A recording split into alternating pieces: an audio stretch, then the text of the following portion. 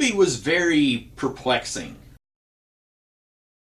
Okay, so much like Ender's Game, the movie, I did not read the book that this movie was based on. I didn't even know it was based on a book until about 4/5 of the way through the movie. I started to think, this feels like it was based on a book, and there are more answers to some of the questions that I have that were probably given in the book than what is given in this movie. And I didn't even actually know that this was a movie or a book until very recently. About a month ago, when you're watching this video, I was going through Roku. It had like a week of free trial. You could watch whatever in a week, and this was a movie that I watched with my family, and I had never heard of it before, and so I gave it a shot, and it's weird. It's very odd. There's a lot of things about it. Some things that I think are odd that other people will like, and then some things that I think this movie could have done differently or done away with, and it still could have kept that weird quirkiness to it.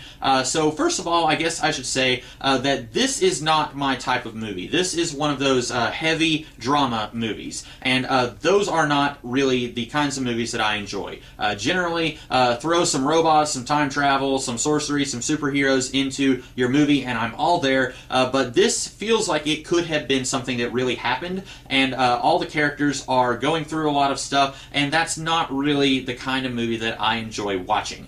Second of all, this is only an hour and a half long, and I feel like you could have added maybe 2 minutes to this movie to explain a little better some of the things that I was a little confused about, and I think you would have had more clarity with this movie. And I'll get to some of the things that I was a little confused about in a minute. But this movie has two sisters living with their uncle in a big mansion in a small town sometime in the 1950s. It's not told when, but we see cars and trucks and their way they're dressing. It looks like it's sometime in the 1950s. And sometime in the past, the two girls, their parents were poisoned by Alexander Daddario, who is the older sister. And I guess she was acquitted. That's something that they kind of briefly talk about a little bit. And this is one of those movies where at one point everyone will be talking in their normal indoor voices, and then they will kind of start whispering, and it was really difficult for me to hear everything, especially when it was something important that they were talking about, like her trial for murder.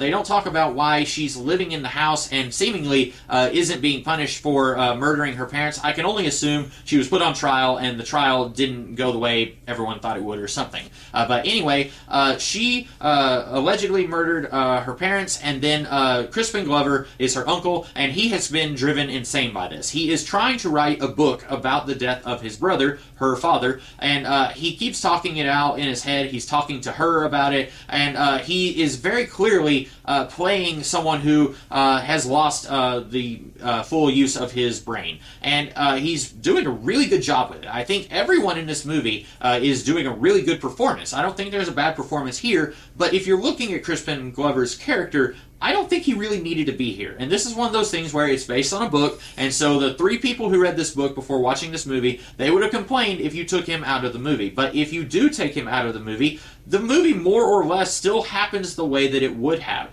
So then you have Sebastian Stan, and he comes and says, "Hey, I'm your cousin Charles, I'm going to live here now." And that's basically what he does. And you've also got another actress, Vera Farmiga's younger sister, whose name I cannot remember, but she plays a character named Mariketh, and so I will just call her Mariketh. And she is Alexander Daddario's younger sister here, and she believes that she knows witchcraft. And I guess that's another thing in the book, and maybe in the book it kind of plays with it a little more, like, is witchcraft real? Maybe, maybe not. But in the movie, she never at any point successfully casts a spell of any kind.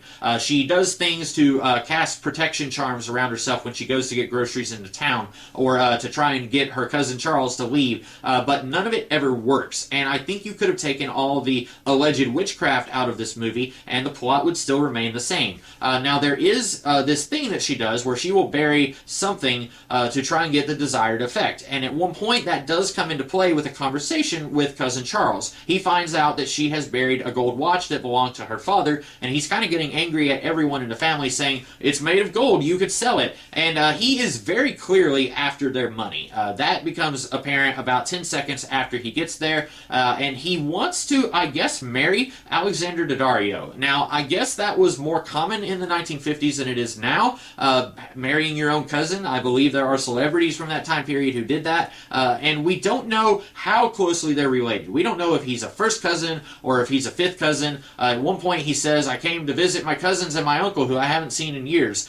So Crispin Glover is his uncle. So that leads me to believe that you had Crispin Glover's character, and then you had his brother, their father, who died, and then you have another sibling who is the parent of Charles, who's played by Sebastian Stan. So that leads me to believe that he is a first cousin. So it's really weird and gross that he is trying to put the moves on Alexander Daddario's character, and he's clearly only doing it because he wants the money, and then once he marries her, he's going to send away Crispin Glover and Mariketh, send them away so that they can't get in his way, and then he will have all the money. That's his plan, and that is where most of the conflict in this movie comes from, sort of. He's there basically just being a really horrible person. He's whispering in Alexander Daddario's ear, hey, your sister doesn't need to go out and just spend the day wandering around.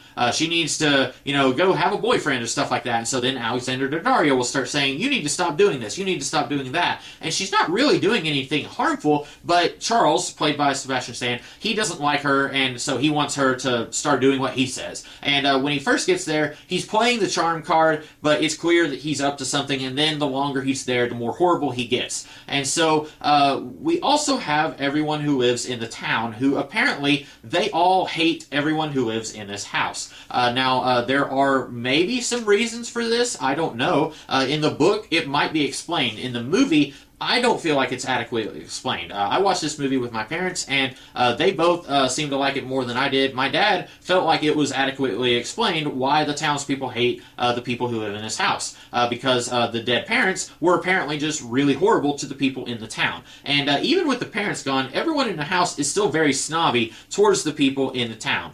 They do allow visitors at one point, but they still act like they're better than everyone in the town. That doesn't really explain why the people in the town are so vindictive against the people in this mansion. I guess it's just poor people hate rich people and rich people hate poor people. I guess that's all that it is. I don't know. But at one point, I guess I'm just going to jump right into the end. At one point, Mariketh, she sets fire to the room that Cousin Charles is staying in. And then this causes the entire house to catch on fire, shockingly. And so Cousin Charles, he gets in his car to go and get help, which he doesn't even need to do because the fire is visible from the town. And that whole scene was shot really weird because he's already he's struggling with Mariketh, who she plays an 18-year-old, and he's Sebastian Stan. This movie was made like 2 years ago, so you know how old he is.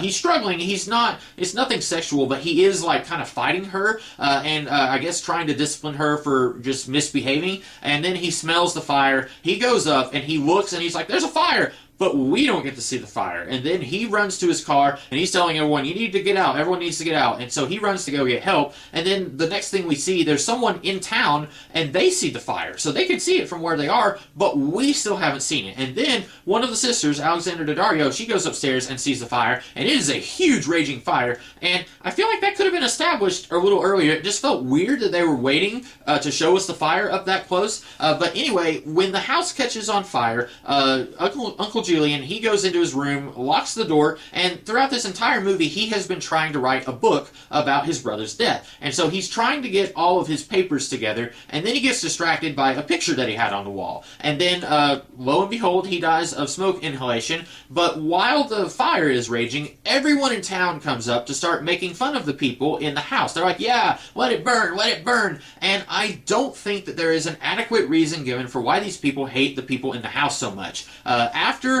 the fire scene, we find out that it was actually Mariketh who poisoned her parents, and it was not Alexander Daddario. And the only explanation we are given for that is their father was a very wicked man. That is all that we get, and that is definitely not good enough. Like I said, if we had just 2 extra minutes added onto this movie, it's only an hour and a half long. If we just had a little bit of extra time, I think that all of my questions could have been explained a little bit better. An hour and a half is not that long of a movie, especially since big summer blockbusters, which this is not, they're sometimes pushing 2.5 hours. I think you could have added 2 minutes to this to kind of explain some of the questions that I have. But apparently, their father was a very wicked man, which is news to me because every time they talk about their father before this, they act like he was sent from heaven. But apparently everyone in the town hated him also, maybe, or maybe they just hated everyone in his family. I don't know. But while the fire is raging, people start taking rocks and throwing them at windows. And then, after the fire has been put out, one of the firefighters, who at one point had a relationship with Alexander Daddario's character, and then her father somehow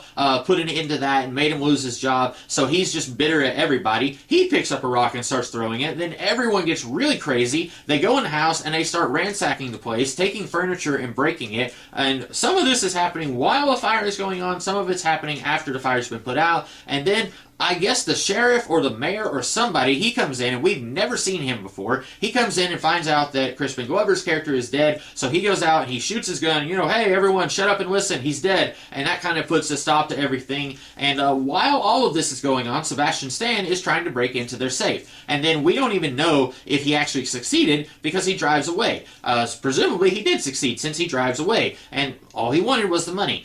So then the sisters are in the house and they're trying to put everything back together, and then all the townspeople, one by one, they come by to basically say, hey, we're sorry that we ransacked your house, here's some food, and they leave it on the doorstep. And then I guess I should have mentioned, everyone in town seems to really think that Mariketh is really weird and creepy, and some of them her age really hate her, but they don't seem to have any problems with anyone else in the family at times, because there are some visitors who come, and they visit with Mariketh's older sister, Alexander Daddario, and they seem to like her okay, even though she was put on trial for murder, but they don't like Mariketh. People are always calling her names anytime she goes out into town, and so at one point, these kids, we saw them earlier in the movie, they are like right on their doorstep, yelling at Mariketh on the other side. At one point they're saying, I bet you eat babies. And then she like opens the door and they run away. And then one of the last lines of the movie, she says to her older sister, do you think I could eat a child? And I'm not even kidding. That is a line in this movie. And then Alexander Daddario says, I don't think I could cook one.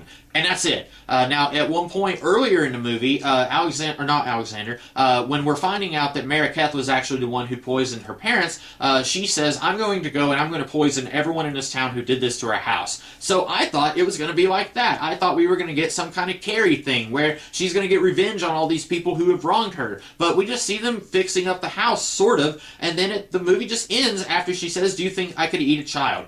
This is one of the most perplexing movies, and what's even more perplexing is that on Rotten Tomatoes, this got like an 86%, which I know Rotten Tomatoes is not indicative of a movie's quality, but it is very perplexing to me that 80% of the people who voted on this movie said that it was a really good movie. I guess that's how Rotten Tomatoes works. I am so perplexed. I don't think that this is a good movie. I think it's really bizarre. I think that there is a seed of a good movie here. I think the ideas here are kind of interesting at times if they had been explained a little bit better, but there are 2 or 3 things here that I don't think need to be in a movie, and they kind of muddle things up a little bit. You don't need Crispin Glover's character. He doesn't actually do anything in this movie. You have Sebastian Stan, who, incidentally, I forgot to mention this, before the do you think I could eat a child line, he comes back after the house is already kind of halfway burned down, and he's like talking to them from a broken window saying like, please let me back in, I won't let this happen again, please, let's just go back to the way things were, which he wasn't the one who caused the fire. It was actually Mariketh who caused the fire, so I'm not sure why he's taking responsibility for that. Maybe he's taking responsibility for how he was a horrible person before the fire started, but then he just breaks into the house, which I don't even know why he would ask if he's just going to break in, and then he, again, it's really weird. I'm not sure if he's trying to do something sexual against Alexander Daddario and she's yelling it's not consensual. I don't know if that's what it is, or because when he breaks the door down, he kind of falls down and she was already on the ground, and then he goes up to her and she's screaming, and it's not really clear what's going on here. I legitimately do not know. And then the younger sister, Mariketh, she picks up a snow globe and smashes it on his head, and then she does it again for good measure. And then they bury him in the garden, and then the movie basically ends after she wonders if she could eat a child. This movie is so weird. I wish they could have explained, why did the townspeople hate these people who live in the mansion? Why does Vera Farmiga, not Vera Farmiga, why does Mariketh, why did she hate her parents? Tell telling us that he was wicked about an hour into the movie is not good enough. You need to give us a whole lot more about why this girl murdered her parents. You need to give us a whole lot more about why the townspeople hate Mariquette, and seemingly not her older sister, who potentially, as far as they're all concerned, committed murder. We need a little bit more. And with this movie being so short, I think they could have given us those answers without any problems. Now, like I said, the acting is solid. The direction, I don't like it. I don't like how it keeps jumping around back and forth. When the movie starts, it starts after the fire has already happened, and Mariquette is saying, you know, we are Blackwoods, and we have always lived in this mansion, and that is never going to change. And then it jumps back like a week and a half and starts building up to that. I hate it when movies do that. There is absolutely no reason for this movie to do that, just to be confusing, I guess, and movies do that all the time, it seems like. I really don't think you needed to do that. Very rarely do I enjoy it when movies do that. I like Batman Begins, and it kind of does that. I like The Emperor's New Groove, and it does something very similar to this. But this movie is already weird and perplexing and has enough lingering plot questions that I do not feel like are adequately answered, that you don't, on top of that, also need to do the immediate rest thing where you start here and then you go back and tell us what happened for most of the movie. I don't like that. But anyway, I'm very curious if anyone even saw this movie. Someone clearly did, but it only came out in 2018, and it's got a lot of actors that people are aware of. I'm definitely surprised that Marvel fans didn't seek this out, since it's got Sebastian Stan in it, and he's doing a really good job. But I don't like this movie. So anyway, I don't know how much of that is me just not liking this kind of movie anyway, and how much of it is me thinking, no, there's legitimate problems with this movie. But anyway, those are my thoughts on this. I hope that you guys liked this video. And if you did, be sure to like, share, comment, and subscribe. And I will be back later with another video. In the meantime, you guys have a great rest of the day. Catch you later.